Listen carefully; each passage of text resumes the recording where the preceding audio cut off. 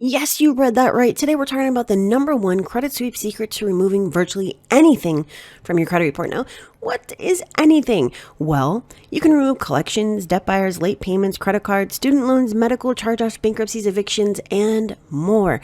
As long as it's not an actual inquiry and it is an account, then this can be used on it to remove that account. And we're dealing with two very specific laws. Now, before we get into how to remove virtually anything using these two laws, first thing that I want for you to do is smash the like, subscribe if you haven't done so, and if this is something that you just don't want to do, head over to my740.com, schedule a call with me, and I will see if I can help. All right, so here's the goal. Our goal is to become not worth it for banks and credit bureaus, obviously, right?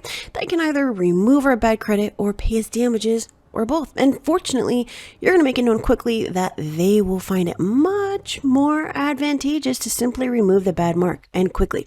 Now make sure you stay to the end of the video because you're going to get all of these dispute letters that go with this process as well as step-by-step instructions, all right? Now, there's a couple of things you are going to need to succeed with this. Obviously, your credit report, right? Everything has to do with timeliness with this. And yes, you are sending everything out via certified mail. So you do need access to some sort of postal service, either physically going to the post office or using a site such as LetterStream, all right? Now, it is going to be certified with return receipt. So you also need a tracker.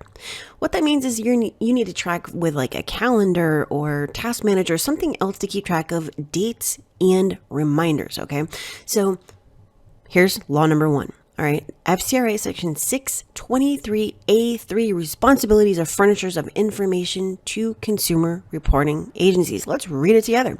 Duty to provide notice of dispute if the completeness or accuracy of any information furnished by any person, meaning like a data furnisher, to any consumer reporting agency is disputed to such person by a consumer. The person may not furnish the information to any consumer reporting agency without notice that such information is disputed by the consumer. Now, what's the important part here? Well, you see it highlighted with pink text, without notice that such information is disputed by the consumer, right? This is why I call it the key. This is the key. Let's just go back and look at that, all right? That is the key, without notice. So they have 30 days to insert this notice, and you are first disputing with the actual data furnisher, not the bureaus. And why are we doing that? Well, the bureaus are much more likely to enter this required notice of dispute, all right? Now, here's law number two. FTCPA section 8078. All right, 807, false or misleading representations, communicating or threatening to communicate to any person credit information which is known or which should be known to be false. I love how they put should be known, right? Including the failure to communicate that a debt is disputed, right?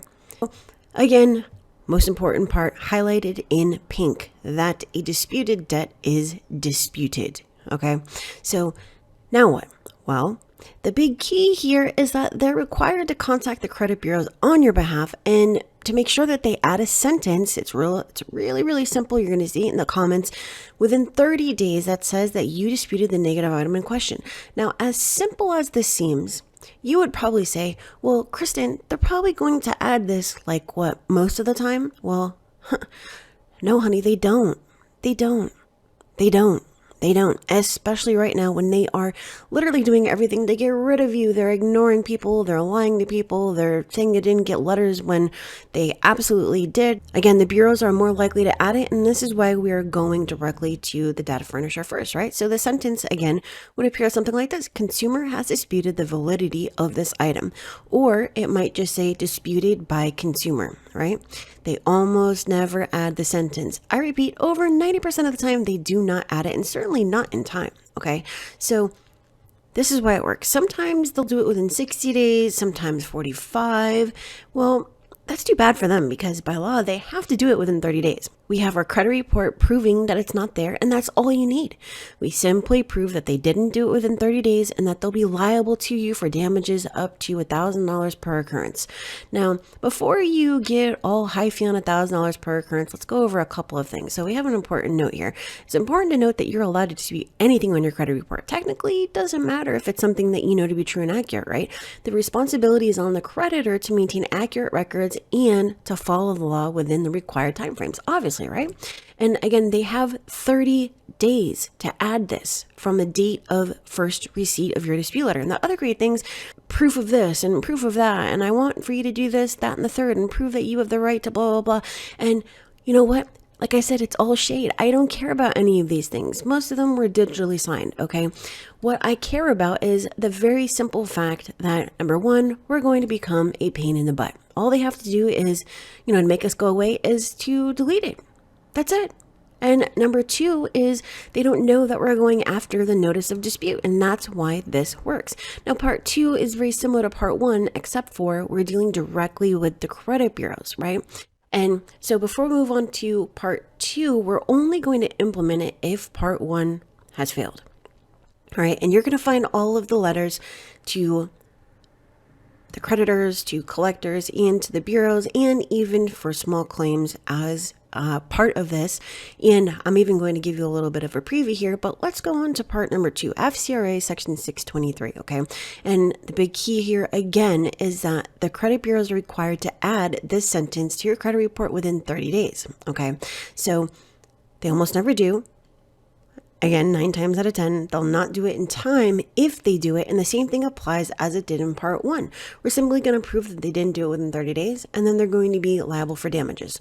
All right. So again, before you get all hyphy about, winning $1,000 each time, what if you told them they could keep this $1,000 and instead just permanently remove your bad marks? What do you think they're going to do? Well, they're going to remove your bad credit mark, right? They don't want to pay you. They don't want to put money into this. They don't want it to be publicized. They don't want to send it to a legal team.